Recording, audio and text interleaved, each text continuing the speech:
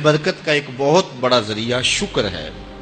ارشاد فرمایا لَإِن شَكَرْتُمْ لَأَزِيدَنَّكُمْ، اگر تم شکر کرو گے وہ تمہیں اور زیادہ عطا کرے گا، اور اگر تم شکر نہیں کرو گے وَلَئِن كَفَرْتُمْ، کفران نعمت کرو گے إِنَّ عَذَابِي لَشَدِيدٌ، تو پھر میرا عذاب بڑا سخت ہے۔ رزق کے اضافے کا ایک اور بہت بڑا سبب انفاق فی سبیل اللہ ہے۔ اللہ فرماتا ہے جو تم خرچ کرتے ہو تو جو چیز تم نے نکال دی اس کی جگہ اللہ تمہیں اور عطا کر دیتا ہے۔ بعض کا ہمارا یہ ہوتا ہے کہ کوئی آدمی مالی بحران میں آ گیا تو وہ کرتا کیا ہے کہ جو راہ خدا میں دینے کا کھاتا تھا پہلے اسے کلوز کرتا ہے، یہ فلاں مدرسے کو دیتے ہو یہ بھی بند کر دو، یہ مسجد کو دیتے ہو یہ بھی بند کر دو، یہ فلاں غریب کو دیتے ہو یہ بھی بند کرو، حالات ٹائٹ ہو گئے ہیں۔ لیکن 5 گاڑیاں ہیں تو 2 گاڑیوں پہ گزارا کر لیا جائے، پیٹرول بچے، یہ نہیں ہو سکتا۔ گھر کے لچھن وہی ہیں لیکن بند کہاں سے کیا؟ جہاں سے رزق آنا تھا۔ ہمیں تو یہ حکم دیا ہے جب رزق تنگ ہونے لگے صدقہ دے کے رب سے کاروبار کر لو، صدقے سے تمہارے رزق میں اضافہ ہوگا۔ یہ رب کا وعدہ ہے اور اللہ کے وعدے جھوٹے نہیں ہو سکتے۔ رزق کی برکت کا ایک اور بہت بڑا ذریعہ النکاح ہے۔ فرمایا اگر تم نکاح کرو گے تم فقیر ہو وہ تمہیں غنی کر دے گا۔ لوگ کہتے ہیں بچہ پیروں پہ کھڑا ہو لے تو پھر نکاح کریں گے، اللہ کہتا ہے تم نکاح کرو ہم پیروں پہ کھڑا کر دیں گے۔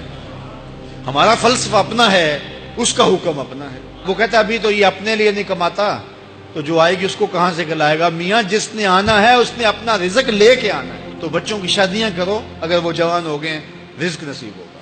اپنے اہل خانہ کو نماز کے حکم دینے سے رزق بڑھتا ہے، چونکہ جو صبح کا وقت ہوتا ہے یہ رزق کے بٹنے کا وقت ہوتا ہے، اور جس گھر میں صبح کے وقت لوگ سوئے ہوئے ہوتے ہیں وہاں بے برکتیاں ہوتی ہیں۔ تو طلوع فجر سے لے کر کے طلوع آفتاب تک اپنی اولاد کو، بیوی کو، بچوں کو نہ سونے دیں۔ اس وقت رزق بٹنے کے لمحے ہوتے ہیں۔ کثیر دعائیں مانگیں، تلاوت کلام مجید پڑھیں، اور نماز فجر مرد حضرات مسجدوں میں جا کے باجماعت ادا کریں، اور گھروں میں جو ہے وہ بیٹیاں بہنیں مصلے بچھا لیں تو اللہ کی رحمتوں کا نزول ہوگا۔ اب ایک حدیث میں رزق کے اضافے کا ایک اور نسخہ ارشاد کیا گیا۔ میرے حضور نے فرمایا جو شخص یہ چاہتا ہے کہ اس کے رزق میں برکتیں ہو اور اس کی عمر میں اضافہ ہو تو وہ اپنے رشتہ داروں کے ساتھ سلوک اچھا کرے۔ رشتہ داروں کے ساتھ اگر اچھا سلوک کرو گے تو پھر تمہارے رزق میں برکت ہو۔ غریب ہیں تو ان کی مدد کرو، ان کی بیٹیوں کی شادیاں اپنے ذمے لے لو اگر اللہ نے آپ کو وسعت دی ہے، ان کی پریشانیاں بانٹ لو، ان کا قرضہ ہے تو اتارنے کی کوشش کرو، ان کو مشکلات سے نکالنے کی کوشش کرو۔ تم ان کو مشکلات سے نکالو گے اللہ تمہیں مشکلوں سے نکالے گا۔ تمہارے رزق میں بھی برکتیں ہوگی اور تمہارے مال میں بھی برکتیں ہوں۔